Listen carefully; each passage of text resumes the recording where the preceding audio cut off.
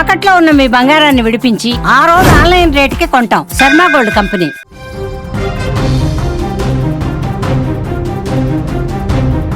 AP deputy CM Pawan Kalyan కాన్వాయ్కు స్వల్ప ప్రమాదం జరిగింది.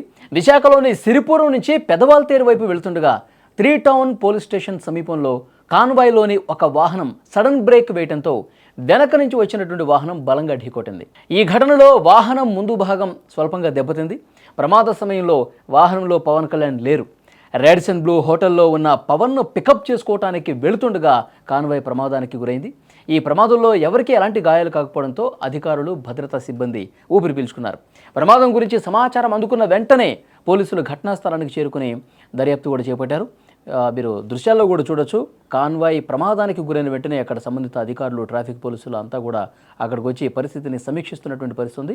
రాడిసన్ బ్లూ హోటల్లో ఉన్నటువంటి పవన్ కళ్యాణ్ని పికప్ చేసుకోవడానికి కాన్వాయ్ వెళ్తుండగా ఈ ప్రమాదం జరిగింది. వెనక నుంచి వచ్చినటువంటి వాహనం బ్రేక్ వేయడంతో ఒక్కసారిగా ఢీ కొట్టడంతో ముందు భాగం పూర్తిగా ఏ విధంగా దెబ్బతిందో కూడా మీరు స్క్రీన్ మీద చూస్తూ ఉన్నారు. ఈ ప్రమాదం తెలిసిన వెంటనే యాక్చువల్గా పవన్ కళ్యాణ్ ఉన్నారేమో అని చెప్పి అక్కడ స్థానిక జనం కొంతమంది అనుకున్నారు. ఎందుకంటే ఆ కాన్వాయ్ వెళ్తుండగా అందులో ఏమన్నా డిప్యూటీ సీఎం ఉన్నాడని చెప్పి అనుకున్నారు.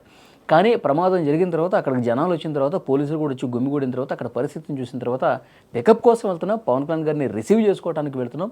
సో ఆ చేసుకోవడానికి వెళ్తుంటే మార్గ మధ్యలో ఇది జరిగినట్టుగా సమాచారం ఉంది. సో వెంటనే అక్కడ మళ్ళీ ట్రాఫిక్ క్లియర్ చేశారు. ప్రమాదానికి సంబంధించి కేసు కూడా నమోదైనట్టుగా తెలుస్తోంది.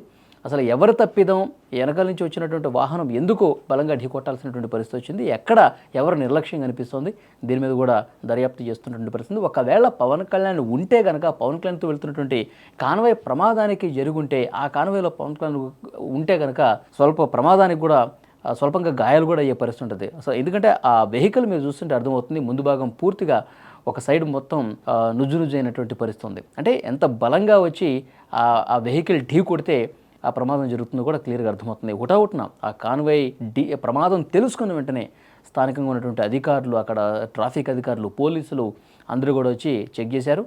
సో ఆ కాన్వాయ్లో ఉన్నటువంటి డ్రైవర్స్ ఎవరైతే ఉన్నారో సో వాళ్ళు కూడా కొంత సూచన చేసినట్టుగా తెలుస్తుంది. వెహికల్స్ రోడ్డు మీద వెళ్ళేటప్పుడు జాగ్రత్తగా ఉండాలి. ఒక్క వెహికల్ బ్రేక్ వేసినా సరే వెనకాల ఉన్నటువంటి వెహికల్స్ ఒకదానికొకటి ఢీ కొట్టుకొని ప్రమాదాలు జరిగే పరిస్థితి ఉంటుంది అని కూడా చాలా స్పష్టంగా వాళ్ళకు ఒక సూచన చేసినటువంటి పరిస్థితి ఉంది. సో చాలా జాగ్రత్తగా ఉండాలి. ఏమాత్రం ఏమరపాటు ఉన్నా, ఏమాత్రం నిర్లక్ష్యం ప్రదర్శించినా, ఒకవేళ అందులో డిప్యూటీ సీఎం కానీ ఉంటే పరిస్థితి ఏంటి, ఆయనకి గాయాలైతే పరిస్థితి ఏంటి, సో ఇలా మళ్ళొక్కసారి రిపీట్ కాకుండా చూసుకోమని చెప్పి అధికారులు అక్కడ సూచన చేశారు. ఆ వెంటనే ఇది జరిగిన తర్వాత అక్కడ ట్రాఫిక్ కూడా కొంత క్లియర్ చేశారు. వెంటనే మళ్ళీ ఆ దెబ్బతిన్నటువంటి వాహనం ప్లేస్లో మరొక వాహనాన్ని కూడా చేర్చి నేరుగా రాడిసన్ బ్లూ హోటల్లో ఉప ముఖ్యమంత్రి పవన్ కళ్యాణ్ వెయిట్ చేస్తూ ఉన్నారు.